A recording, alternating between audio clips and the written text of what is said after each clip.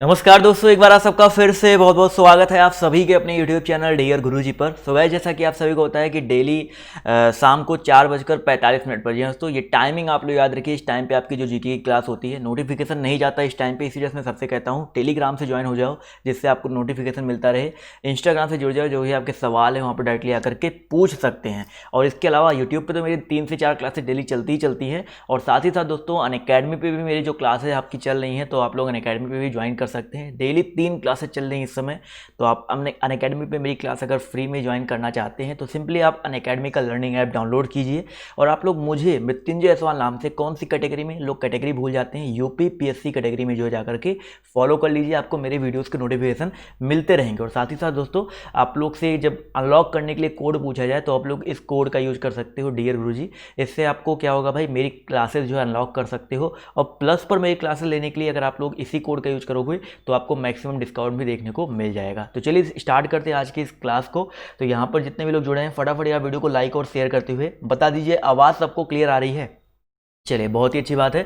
तो पहला क्वेश्चन देखिए आज का आपके सामने ये रहा, फॉरवर्ड ब्लॉक की स्थापना किसने। देखिए, कल आपकी क्लास बीच में अटक गई थी क्योंकि इंटरनेट चला गया था, तो 20 मिनट की ही क्लास हो पाई थी। तो आज वाली क्लास थोड़ी सी बड़ी रहेगी क्योंकि कल वाले क्वेश्चन आज वाले क्वेश्चन मैंने दोनों ऐड कर दिए हैं। तो आज 100 क्वेश्चन के आसपास क्वेश्चन हो सकते हैं। तो भाई, फॉरवर्ड ब्लॉक की स्थापना जो है किसने की थी, जवाब देते हुए सभी लोग चलेंगे। तो याद रखिए दोस्तों, सुभाष चंद्र बोस। बिल्कुल सही बात है सर। ऑप्शन नंबर जो इसका ए है ये यहाँ पर बिल्कुल करेक्ट हो जाएगा। ठीक है भाई, सुभाष चंद्र बोस ने कांग्रेस के जो त्रिपुरी अधिवेशन था, जो कि आपका 1939 में जो हुआ था, उसमें गांधी जी के साथ मतभेद हो गया था और उन्होंने फॉरवर्ड ब्लॉक पार्टी की जो स्थापना है की थी। क्लियर है। अगला क्वेश्चन देखिए आपसे यहाँ पर क्या बोला गया, ध्यान से देखिएगा। क्वेश्चन नंबर हम बात करते हैं 19 के बारे में। तो 19 नंबर क्वेश्चन आपसे पूछा गया है कि भाई निम्नलिखित में से कौन आज़ाद हिंद फौज के संस्थापक हैं। फटाफट बताते हुए चलेंगे सर, आज़ाद हिंद फौज के संस्थापक कौन है। बहुत ही अच्छा क्वेश्चन है और सभी लोग यहाँ पर जवाब देते हुए सभी लोग चलेंगे। और जवाब देखिए यहाँ पर आना शुरू हो गया है। तो दोस्तों याद रखिएगा यहाँ पर जो करेक्ट आंसर आपका क्या हो जाएगा। अगर हम बात करते हैं क्वेश्चन नंबर 19 के बारे में, तो 19 नंबर क्वेश्चन का जो करेक्ट आंसर आपका हो जाएगा option number A, Subhash Chandra Bose. Clear है। सुभाष चंद्र बोस जितने लोग जवाब दे रहे हैं वो लोग यहाँ पर बिल्कुल करेक्ट हो जाएंगे। अगला क्वेश्चन देखिए आपसे यहाँ पर क्या बोला गया है, ध्यान से देखिएगा कि भाई निम्नलिखित में से किसने आज़ाद हिंद फौज की स्थापना की थी। बताइए सर, निम्नलिखित में से किसने जो है आज़ाद हिंद फौज की स्थापना की थी। फटाफट यहाँ पर सभी लोग प्रयास करते हुए चलेंगे। इसका जो करेक्ट आंसर आपका क्या हो सकता है। जवाब देखिए यहाँ पर आना शुरू हो गया है। तो भैया आज़ाद हिंद फौज के स्थान में सेम क्वेश्चन रिपीट किया गया है, बस अलग अलग है लैंग्वेज। तो सुभाष चंद्र बोस यहाँ पर बिल्कुल करेक्ट हो जाएगा। अगला क्वेश्चन देखिए कह रहा है कि 12 अप्रैल 1944 ईस्वी को, सेम क्वेश्चन देखिए पूछा गया, बस थोड़ा सा यहाँ पर क्वेश्चन अलग है। क्या पूछा गया है कि सुभाष चंद्र बोस ने एक नगर में भारतीय राष्ट्रीय सेना का झंडा फहराया था, वह नगर इस समय किस राज्य, किस केंद्र शासित प्रदेश में अवस्थित है। बताइए सर, त्रिपुरा, अंडमान निकोबार, मणिपुर या मिजोरम। तो यहाँ पर दोस्तों त्रिपुरा तो 1939 में फॉरवर्ड ब्लॉक की स्थापना हुई थी, वो त्रिपुरा अधिवेशन था, वो नहीं है भाई। यहाँ पर अगर हम बात करते हैं इसके बारे में भाई, मणिपुर के बारे में, तो यहाँ पर मणिपुर जितने लोग जवाब दे रहे हैं वो लोग यहाँ पर बिल्कुल करेक्ट हो जाएंगे। अगला क्वेश्चन देखिए आपसे क्या पूछा गया है, भारतीय राष्ट्रीय कांग्रेस के प्रथम मुसलमान अध्यक्ष कौन थे। भारतीय राष्ट्रीय कांग्रेस के प्रथम मुसलमान अध्यक्ष जो हैं कौन थे। 22 नंबर क्वेश्चन है। जवाब देखिए यहाँ आना शुरू हो गया है। तो दोस्तों याद रखिएगा, भारतीय राष्ट्रीय कांग्रेस के प्रथम मुसलमान अध्यक्ष जो है आपके बदरुद्दीन तैयब जी थे। ठीक है, तो ऑप्शन नंबर जो इसका बी दिया गया है वो यहाँ पर बिल्कुल करेक्ट हो जाएगा।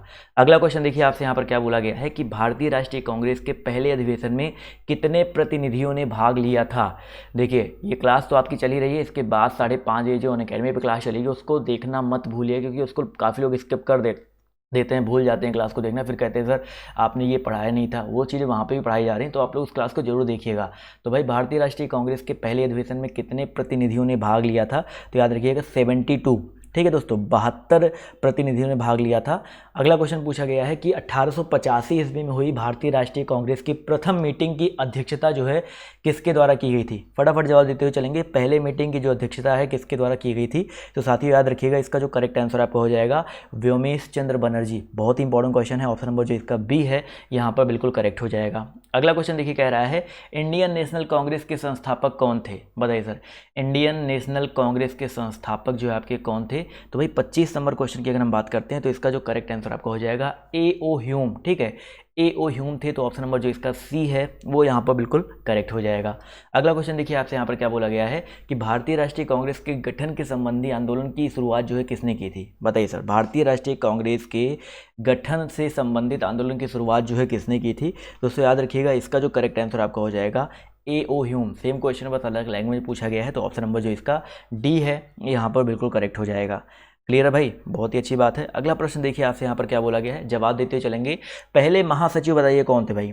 भाई पहले महासचिव पूछे, आंदोलन की शुरुआत किसने की थी ये पूछे, अगर आपसे पूछे करेंगे इंडियन नेशनल कांग्रेस संस्थापक कौन है, सब कुछ अगर आपका पूछा जाए तो ए ओ ह्यूम, बस एक ही जवाब आपका होगा क्या भाई, ए ओ ह्यूम। क्लियर है भाई।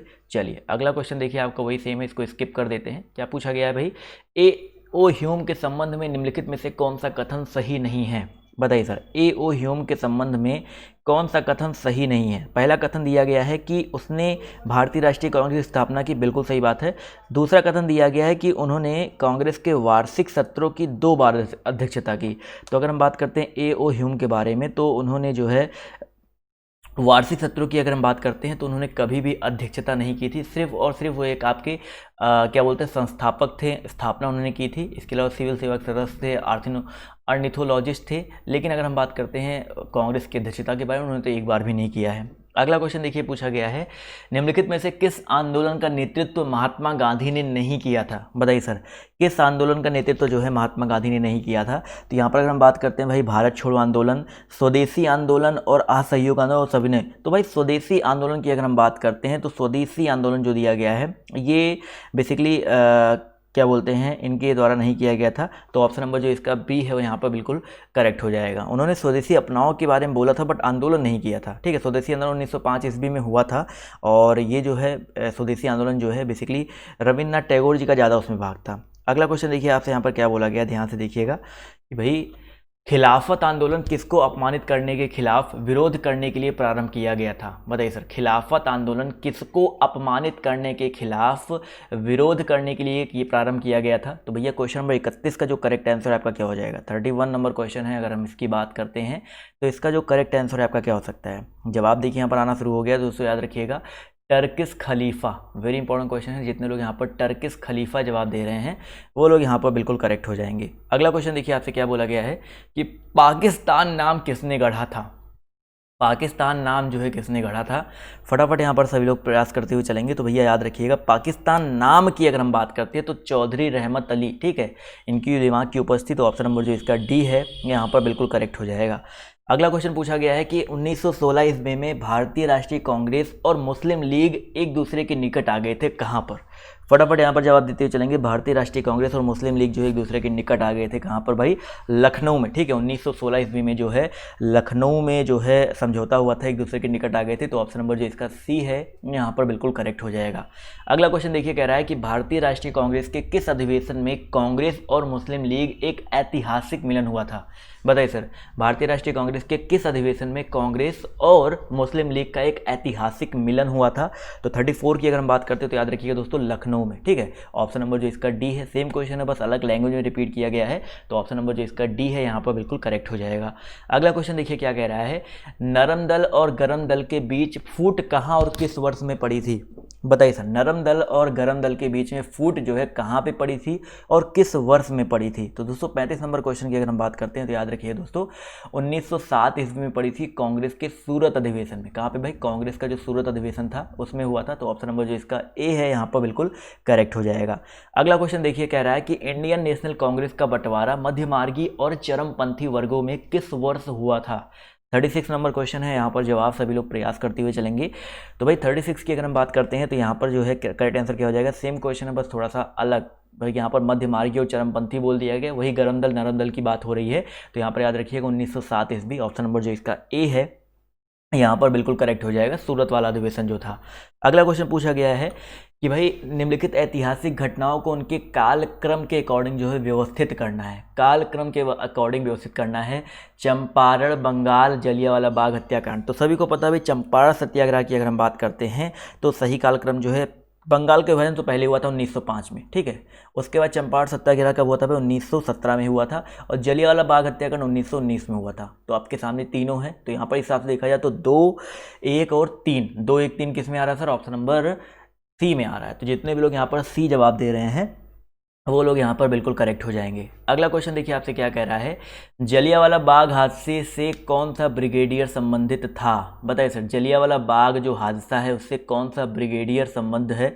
तो 38 नंबर क्वेश्चन की अगर हम बात करते हैं तो इसका जो करेक्ट आंसर है आपका हो जाएगा दोस्तों जनरल डायर। ठीक है भाई, जनरल डायर की अगर हम बात करते हैं तो ये जो है आपका संबंधित था जलियांवाला बाग हत्याकांड से। अगला क्वेश्चन पूछा गया है, लाला लाजपत राय किसके विरुद्ध प्रदर्शन कर रहे थे जब वे पुलिस की नृशंसता का शिकार हुए। बताइए सर, 39 क्वेश्चन नंबर है, आपका जवाब देते हुए चलेंगे। लाला लाजपत राय जो है किसके विरुद्ध प्रदर्शन कर रहे थे, तो दोस्तों याद रखिएगा Simon commission. Very very important question है, 1928 की बात है सर, 1928 ईस्वी में दोस्तों वो साइमन कमीशन के विरुद्ध प्रदर्शन करते हुए कर रहे थे और पुलिस की नृशंसता का जो है शिकार हुए थे। अगला क्वेश्चन देखिए आपसे, बहुत ज़्यादा इंपॉर्टेंट है। 1932 में एक समझौता हुआ था, पूना समझौता जिसको बोलते हैं, इसको ऐतिहासिक पूना समझौता ही बोला जाता है। ये किनके बीच में हुआ था, बहुत ही इंपॉर्टेंट क्वेश्चन है। यहाँ पर देखते हैं कितने लोग जवाब देते हुए चलेंगे सर, फटाफट यहाँ पर सभी लोग जवाब देंगे भाई। तो याद रखिएगा ऐतिहासिक पूना समझौता 1932 जो है महात्मा गांधी जी के बीच और भीमराव अंबेडकर जी के बीच में हुआ था। ठीक है, बेसिकली यहाँ पर हुआ क्या था ना, यहाँ पर एक जो समझौते में गांधी जी ने सिग्नेचर भी नहीं किया था, लेकिन जो अंबेडकर जी हैं और गांधी जी हैं, मतलब उनके अनुयायियों ने हस्ताक्षर किए थे, इसी वजह से इसको समझौता जो है मानित हुआ था। तो ऑप्शन नंबर जो इसका बी है यहाँ पर बिल्कुल करेक्ट हो जाएगा।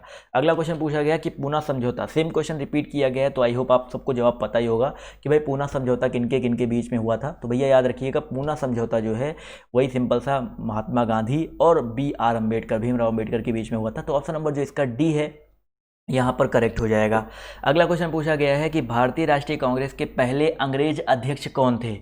भारतीय राष्ट्रीय कांग्रेस के पहले अंग्रेज अध्यक्ष जो है आपके कौन थे, तो दोस्तों याद रखिएगा भारतीय राष्ट्रीय कांग्रेस के पहले अंग्रेज अध्यक्ष जॉर्ज यूले। ठीक है भाई, मैंने आपको क्या बताया कि A.O. ह्यूम कभी अध्यक्ष बने ही नहीं थे, वो सिर्फ संस्थापक थे। तो पहले अंग्रेज अध्यक्ष जो है कांग्रेस का जो चौथा अधिवेशन हुआ था, 4th नंबर का अधिवेशन हुआ था 1888 ईस्वी में। ठीक है, 1888 ईस्वी में हुआ था, जो कि इलाहाबाद में हुआ था, और इसकी अध्यक्षता जो है जॉर्ज यूले ने किया था। क्लियर है। अगला क्वेश्चन पूछा गया है कि होम रूल लीग की स्थापना की गई थी। क्वेश्चन नंबर देखिए 43 है, सभी लोग जवाब देंगे इसका भाई। होम रूल लीग की स्थापना की गई थी कब के बाद, तो भाई याद रखिएगा प्रथम विश्व युद्ध के दौरान। ठीक है, काफ़ी लोग यहाँ पर जवाब दे रहे हैं भाई, प्रथम विश्व युद्ध के दौरान जो है किया गया था। तो ऑप्शन नंबर जो इसका देखो, प्रथम विश्व युद्ध 1914 से लेकर 1918 तक के बीच में हुआ था, और होम रूल लीग की अगर हम बात करते हैं, इसकी स्थापना जो 1916 ईस्वी में हुई थी। ठीक है, बाल गंगाधर तिलक और एनी बेसेंट द्वारा अलग अलग किया गया था। तो ऑप्शन नंबर जो इसका बी है यहाँ पर बिल्कुल करेक्ट हो जाएगा। अगला क्वेश्चन देखिए कह रहा है कि ऑल इंडिया मुस्लिम लीग की स्थापना किसने की थी। 44 नंबर क्वेश्चन है, ऑल इंडिया मुस्लिम लीग की जो स्थापना है वो किसके द्वारा की गई थी। तो साथियों याद रखेंगे 44 का जो करेक्ट आंसर है आपका क्या हो जाएगा सर, ऑप्शन नंबर सी हो जाएगा आगा खान। ठीक है, जो जितने लोग यहाँ पर आगा खान जवाब दे रहे हैं वो लोग यहाँ पर बिल्कुल करेक्ट हो जाएंगे। अगला क्वेश्चन देखिए आपसे यहाँ पर क्या बोला गया है कि भैया मुस्लिम लीग की स्थापना किस साल हुई थी। बताइए, 45 नंबर क्वेश्चन है, मुस्लिम लीग की स्थापना जो है किस वर्ष हुई थी। तो साथियों याद रखिएगा मुस्लिम लीग की स्थापना 1906 या 1905, तो 1906 ज़्यादा करेक्ट होगा। अभी मैंने आपको बताया ना ऑल इंडिया मुस्लिम लीग की स्थापना किसने की थी, इस क्वेश्चन से देखिए समझ सकते हैं आगा खान ने किया था ऑल इंडिया मुस्लिम लीग की स्थापना। इसके अलावा यहाँ पर 1906 ईस्वी में कहाँ पे किया गया था ये भी पूछा जाता है, तो ये आपका ढाका में किया गया था। कहाँ पे हुआ था भाई, ढाका, यहाँ पर याद रखिए ढाका बांग्लादेश में हुआ था। अगला क्वेश्चन देखिए आपसे क्या पूछा गया है, विभाजन परिषद का अध्यक्ष कौन था। बताइए सर, विभाजन जो परिषद है उसका अध्यक्ष कौन था। देखते हैं कितने लोग यहाँ पर जवाब देते हैं। तो साथियों याद रखिएगा विभाजन परिषद का जो अध्यक्ष है वो आपका लॉर्ड माउंटबेटन। तो जितने लोग यहाँ पर लॉर्ड माउंटबेटन जवाब दे रहे हैं वो लोग यहाँ पर बिल्कुल करेक्ट हो जाएंगे। अगला क्वेश्चन पूछा गया है कि भारत के राष्ट्रवादी नेताओं ने साइमन कमीशन का बहिष्कार किया था, क्योंकि। बताइए सर, भारत के राष्ट्रवादी नेताओं ने किसका बहिष्कार किया था भाई, साइमन कमीशन का बहिष्कार किया था। बिकॉज ऑफ, क्योंकि कमीशन के सभी सदस्य जो क्या थे, अंग्रेज थे। मेन रीजन यही था। तो ऑप्शन नंबर जो इसका बी है यहाँ पर बिल्कुल करेक्ट हो जाएगा।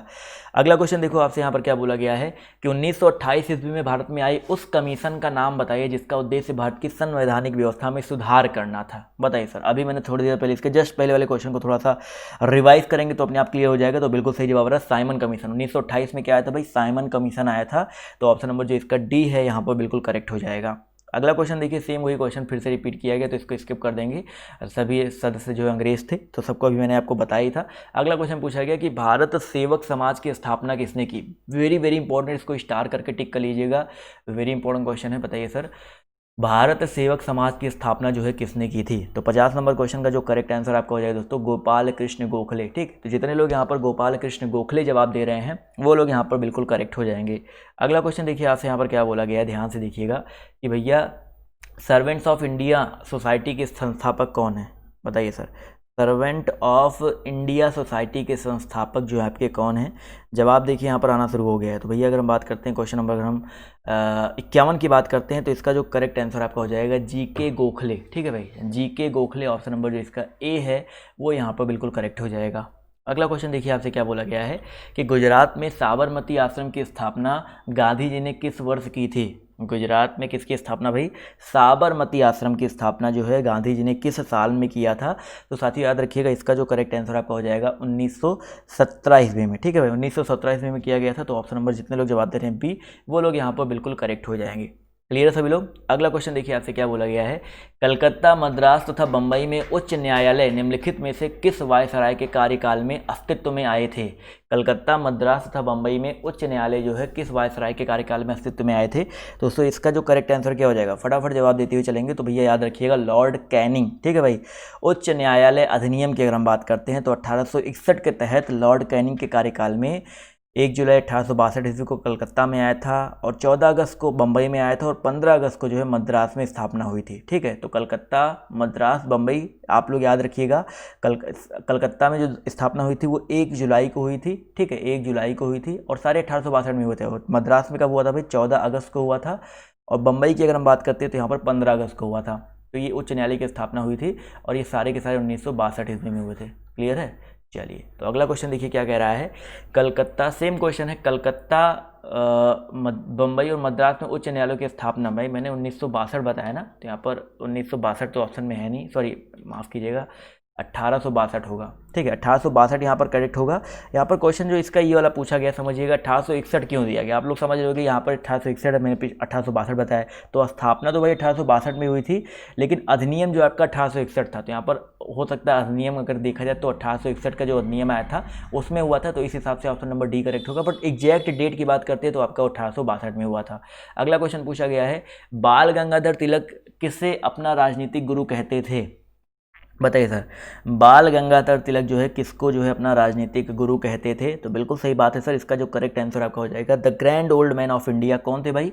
दादा भाई नौरोजी। तो यहाँ पर जितने लोग ऑप्शन नंबर डी जवाब दे रहे हैं वो लोग यहाँ पर बिल्कुल करेक्ट हो जाएंगे। अगला क्वेश्चन देखिए, बहुत इंपॉर्टेंट है कि भैया चिटगांव शस्त्रागार पर धावा किसके नेतृत्व में बोला गया? चिटगांव शस्त्रागार, बताइए सर। 18 अप्रैल 1930 ईस्वी को भाई सूर्यसेन, ठीक है भाई, सूर्यसेन के नेतृत्व में चिटगांव कहाँ पड़ता है भाई? वो बेसिकली बंगाल में पड़ता है। सर इस पर धावा बोला गया था। और सूर्यसेन को प्यार से लोग क्या बोलते थे भाई? ये बहुत बार पेपर में पूछा गया कि सूर्यसेन को लोग प्यार से क्या बोलते थे? तो याद रखिएगा सूर्यसेन को लोग प्यार से मास्टर दा बोलते थे। भाई जानते हो ना कि भाई बंगाल में ज़्यादातर दा लगाते हैं लास्ट में, बप्पी दा। तो यहाँ पर ऑप्शन नंबर जो इसका डी है यहाँ पर बिल्कुल करेक्ट हो जाएगा। अगला क्वेश्चन देखिए क्या कह रहा है कि गांधी इरविन समझौते पर हस्ताक्षर बताइए कब हुए थे? गांधी इरविन समझौते पर जो हस्ताक्षर आपका कब हुआ था? तो ये भी इंपॉर्टेंट क्वेश्चन है। एक तो पूना समझौता था वो अलग बात है, लेकिन गांधी इरविन की अगर हम बात करते हैं तो यहाँ पर 5 मार्च 1931। ठीक है, ऑप्शन नंबर जो इसका डी दिया गया है 5 मार्च 1931 को भाई हुआ था। और ये संबंधित किससे भाई? ये संबंधित है आपका सविनय अवज्ञा आंदोलन से। ठीक है, चलिए अगला क्वेश्चन देखिए आपसे यहाँ पर क्या बोला गया है, कौन से गोलमेज सम्मेलन में महात्मा गांधी जी ने भाग लिया था? कौन से गोलमेज सम्मेलन में महात्मा गांधी जी ने भाग लिया था? जवाब देखिए यहाँ पर आना शुरू हो गया भाई। इसका जो करेक्ट आंसर अब क्या हो जाएगा भाई? द्वितीय गोलमेज सम्मेलन जो आपका 1931 में हुआ था, 1931 ईस्वी में द्वितीय गोलमेज सम्मेलन, उसमें जो है महात्मा गांधी जी ने भाग लिया था। तो ऑप्शन नंबर बी यहाँ पर बिल्कुल करेक्ट हो जाएगा। क्लियर है? अगला क्वेश्चन देखिए आपसे यहाँ पर क्या बोला गया है कि उस राज्य पुनर्गठन आयोग का अध्यक्ष कौन था जिसने भाषाई आधार पर राज्यों का पुनः सीमांकन करने की सिफारिश की थी? फटाफट यहाँ पर जवाब जो है देते हुए चलेंगे। इसका जो करेक्ट आंसर आपका क्या हो जाएगा? जवाब देखिए यहाँ पर आना शुरू हो गया। तो भाई 59 की अगर हम बात करते हैं तो इसका जो करेक्ट आंसर आपको हो जाएगा फजल अली। इंपॉर्टेंट क्वेश्चन है भाई, फजल अली ऑप्शन नंबर जो इसका ए है यहाँ पर बिल्कुल करेक्ट हो जाएगा। अगला क्वेश्चन देखिए क्या कह रहा है, स्वतंत्र भारत में पहली गैर कांग्रेस सरकार किस राज्य में बनी थी? बताइए सर, स्वतंत्र भारत में पहला गैर कांग्रेस सरकार जो है किस राज्य में बना था? तो भाई याद रखिएगा स्वतंत्र भारत में पहली गैर कांग्रेस सरकार जो है केवल केरला राज्य में बनी थी, तो यहाँ पर ऑप्शन नंबर जो इसका केरल है, और आप देखो केरल पर कांग्रेस का ही वर्चस्व है, तो ऑप्शन नंबर जो इसका डी है यहाँ पर बिल्कुल करेक्ट हो जाएगा। ठीक है। अगला क्वेश्चन देखिए आपसे क्या पूछा गया है।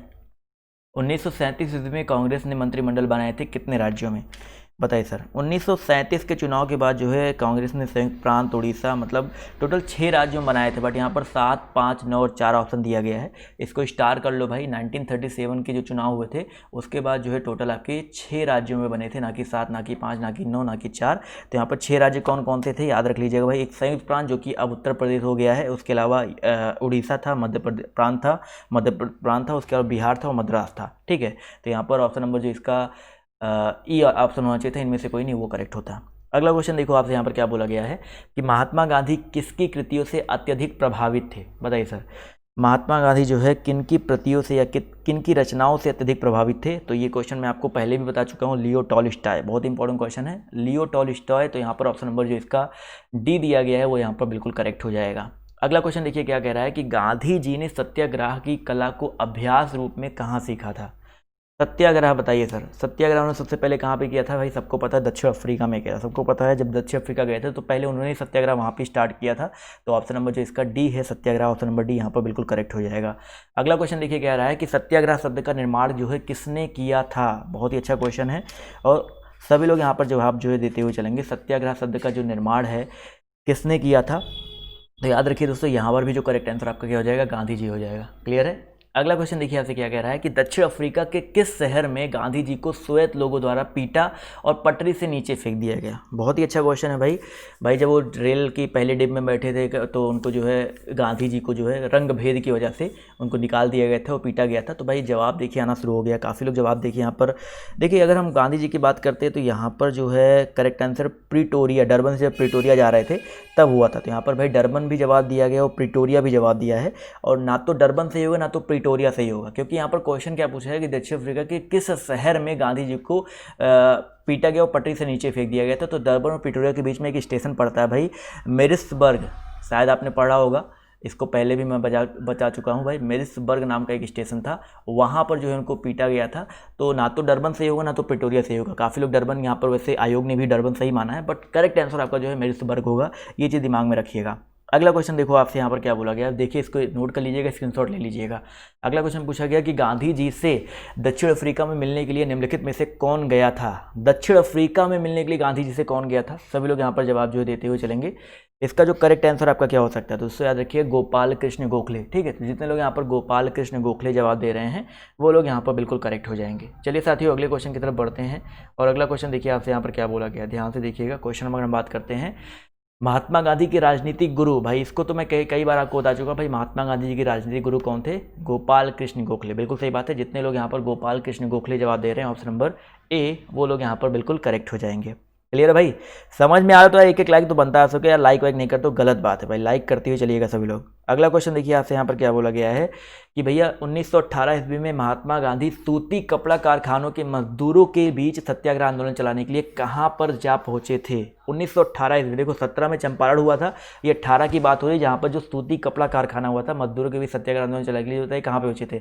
और सूती कपड़ा उद्योग बताइए सबसे ज़्यादा कहाँ चलता था? जवाब देखिए यहाँ पर आना शुरू हो गया भाई, अहमदाबाद। बिल्कुल सही बात है सर, जितने लोग यहाँ पर अहमदाबाद, मैनचेस्टर भी बोला जाता है, भारत का मैनचेस्टर अहमदाबाद को बोला जाता है, तो क्योंकि यहाँ पर ज़्यादा टेक्सटाइल का जो बिजनेस है काफ़ी ज़्यादा है वहाँ पर, इसी वजह से। तो ऑप्शन नंबर जो इसका डी है वो यहाँ पर बिल्कुल करेक्ट हो जाएगा।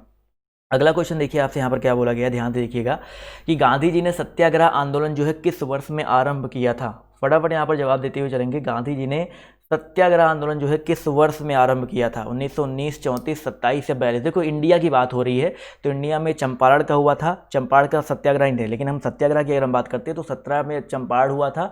18 में दोस्तों आप सभी का क्या हुआ था भाई, वो सूरत वाला अधिवेशन, सूरत वाला जो है बेसिकली अधिवेशन कह रहा हूँ, सूरत में जो आपका सूती कपड़ा में हुआ था। उसके बाद जो 1919 ईस्वी में, ठीक है 1919 ईस्वी याद रखिएगा, 1919 ईस्वी में जो है रॉलेट एक्ट का विरोध किया था, उसके विरोध में सत्याग्रह आंदोलन किया था। तो याद रखिएगा ऑप्शन नंबर जो इसका ए है वो यहाँ पर बिल्कुल करेक्ट हो जाएगा। क्लियर है, चलिए बहुत ही अच्छी बात है। अगला क्वेश्चन देखिए आपसे यहाँ पर क्या बोला गया, ध्यान से देखिएगा। क्वेश्चन नंबर हम बात करते हैं 71 की तो पूछा गया है कि महात्मा गांधी ने किस आंदोलन से भारतीय राजनीति में प्रवेश किया, बताइए सर। चंपारण, सूरत, दांडी या आपका सिविल असहयोग। तो आपको बताना है सर किस क्या बोलते हैं आपके आंदोलन से गांधी ने प्रवेश किया था। तो भाई 1917 ईस्वी में उन्होंने चंपारण आंदोलन किया था, और इसी आंदोलन से दोस्तों चंपारण आंदोलन बिहार में हुआ था, और इसी आंदोलन से जो है गांधी जी ने अपनी राजनीतिक करियर की जो शुरुआत है वो की थी, तो बिहार से। तो ऑप्शन नंबर जो इसका बी है यहाँ पर बिल्कुल करेक्ट हो जाएगा। वेरी इंपॉर्टेंट है, चंपारण के बारे में कई बार आपके पेपर में पूछा जा चुका है। अगला क्वेश्चन देखिए आपसे क्या कह रहा है कि गांधी जी ने अपनी राजनीतिक गतिविधियों का प्रारंभ कहाँ से किया। सेम क्वेश्चन पूछा गया है, वही जो अभी इसके पहले पूछा गया था वही सेम क्वेश्चन है, तो चंपारण यहाँ पर जो है करेक्ट आंसर हो जाएगा। अगला क्वेश्चन देखिए आपसे क्या कह रहा है कि गांधी जी की अध्यक्षता में एकमात्र AICC अधिवेशन कहाँ आयोजित किया गया था। देखिए भाई AICC फुल फॉर्म याद रखिएगा, ऑल इंडिया कांग्रेस कमेटी, बहुत इंपॉर्टेंट भाई। ऑल इंडिया कांग्रेस कमेटी अधिवेशन जो है कहाँ पर आयोजित किया था, फटाफट यहाँ पर सभी लोग जवाब देते हुए चलेंगे। तो 73 का जो करेक्ट आंसर आपका क्या हो जाएगा भाई, बेलगांव, बेलगांव यहाँ पर इन्होंने अध्यक्षता किया था कांग्रेस का। तो जितने लोग यहाँ पर जवाब दे रहे हैं ऑप्शन नंबर सी, वो लोग यहाँ पर बिल्कुल करेक्ट होंगे। ये अध्यक्षता कब किया था भाई, ये भी कई बार पूछा जाता है। तो 1924 ईस्वी में जो है बेलगाम की अध्यक्षता की थी। तो ऑप्शन नंबर जो इसका सी है वो यहाँ पर बिल्कुल करेक्ट हो जाएगा। क्लियर है सभी लोग ना, बढ़ा जाए अगले क्वेश्चन की तरफ। चलिए अगला क्वेश्चन देखिए आपसे यहाँ पर क्या बोला गया, ध्यान से देखिएगा सभी लोग यहाँ पर, और जवाब भी जो है सभी लोग देते हुए चलेंगे, ठीक है। जवाब नहीं देते तो ये गलत बात है। अगला क्वेश्चन पूछा गया है, महात्मा गांधी जी ने 1930 ईस्वी में सिविल अवज्ञा आंदोलन जो है कहाँ से आरंभ किया था। क्या पूछा गया भाई, गांधी ने सिविल अवज्ञा आंदोलन जो है कहाँ से स्टार्ट किया था। पोरबंदर है, महात्मा अहमदाबाद है, दांडी हो, यहाँ पर साबरमती आश्रम है। तो यहाँ पर याद रखिए दोस्तों सिविल अवज्ञा आंदोलन जो है आपका दांडी से स्टार्ट किया था, ठीक है भाई। 12 मार्च 1930 ईस्वी की बात हो रही है, तो यहाँ पर दांडी से हुआ था। तो ऑप्शन नंबर जो इसका डी है यहाँ पर बिल्कुल करेक्ट हो जाएगा। एक और क्वेश्चन देखते हैं आपसे, यहाँ पर क्या पूछा गया भाई, नमक सत्याग्रह कहाँ पर समाप्त हुआ था। फटाफट यहाँ पर जवाब देते हुए चलेंगे सर, नमक सत्याग्रह जो है कहाँ पर समाप्त हुआ था, फटाफट यहाँ पर जवाब जो है देते हुए चलेंगे। तो भाई अगर हम बात करते हैं नमक सत्याग्रह के बारे में, तो ये जो है आपका समाप्त स्टार्ट कहाँ से हुआ था भाई, साबरमती आश्रम से हुआ था, और समाप्त कहाँ पे हुआ था, 24 दिनों की यात्रा के बाद जो है दांडी में जाके समाप्त हुआ था। तो ऑप्शन नंबर जो इसका ए है यहाँ पर बिल्कुल करेक्ट हो जाएगा। चलिए अगला क्वेश्चन देखिए आपसे यहाँ पर क्या बोला गया है, ध्यान से देखिएगा कि भैया गांधी जी खादी को किसका प्रतीक मानते थे। गांधी जी जो है खादी को किसका प्रतीक मानते थे, सभी लोग यहाँ पर जवाब जो है देते हुए चलेंगे। बहुत ही अच्छा क्वेश्चन है, और जवाब देखिए यहाँ पर आना शुरू हो गया है। तो अगर हम बात करते हैं गांधी जी जो है खादी को किसका प्रतीक मानते थे, तो यहाँ पर हो जाएगा आर्थिक स्वतंत्रता का, ठीक है भाई। क्योंकि खादी जो है स्वदेश, मतलब वो कहते, वो हमेशा बल देते थे कि स्वदेशी चीज़ों को अपनाओ, क्योंकि जो विदेशी चीज़ है तो विदेशी जो व्यवस्था, आर्थिक व्यवस्था उनकी मजबूत होगी, लेकिन आप देसी चीज़ों को अपनाओगे तो अपनी जो आर्थिक स्वतंत्रता है वो मजबूत होगी। इस वजह से गांधी जी जो है खादी को आर्थिक स्वतंत्रता का प्रतीक मानते थे। क्लियर है। चलिए एक और क्वेश्चन देखते हैं आपसे, यहाँ पर क्या पूछा गया, ध्यान से देखिएगा कि भैया कालक्रम के अकॉर्डिंग इनको व्यवस्थित करना है, दांडी या दी गई घटना को कालक्रम के अकॉर्डिंग व्यवस्थित करना है। दो ही ऑप्शन दिया गया भाई, क्रिप्स मिशन, सबने अवज्ञा आंदोलन, द कैबिनेट मिशन प्लान, और सबने अवज्ञा आंदोलन, क्रिप्स मिशन और कैबिनेट मिशन प्लान। तो यहाँ पर देखिए सबने अवज्ञा आंदोलन जो है आपका 1930 में हुआ था, 1930 में हुआ था। इसके अलावा क्रिप्स मिशन जो है कब आया था, 1942 में आया था, और कैबिनेट मिशन प्लान जो है 1946 में हुआ था, ठीक है, यही लास्ट प्लान था। तो यहाँ पर देखा है तो ऑप्शन नंबर जो इसका बी वाला दिया गया है, ये आपका सही क्रम में लगा हुआ है। वैसे दो ऑप्शन कट गए और होते तो आप लोग थोड़ा कंफ्यूज होते, बट यहाँ पर ऑप्शन नंबर जो इसका बी है यहाँ पर बिल्कुल करेक्ट हो जाएगा, ठीक है। अगला क्वेश्चन देखिए क्या कह रहा है, इनको भी कालक्रम के अकॉर्डिंग जो है व्यवस्थित करना है और आपको जवाब देते हुए चलना है भाई। दांडी यात्रा भी देखिए 3 से 4 बार मैंने आपको बताया। पूना समझौता मैंने बताया था गांधी जी और भीमराव अम्बेडकर के बीच में होता है। साइमन कमीशन भी बताया जा चुका है, 1928 में आया था। गांधी इरविन समझौता भी, चारों क्वेश्चन आपको पीछे भी मिल चुके हैं, तो सभी लोग यहाँ पर जवाब देते हुए चलेंगे सर। तो भैया साइमन कमीशन सबको पता है 1928 या 27 में आया था, वैसे 27 में आ चुका था, 28 में हुआ था। पूना समझौता मैंने अभी आपको बताया था कब हुआ था भाई, पूना समझौता जो आपका हुआ था 1932 ईस्वी में। इसके अलावा अगर हम बात करते हैं गांधी इरविन समझौता, ये आपका 1931 ईस्वी में हुआ था।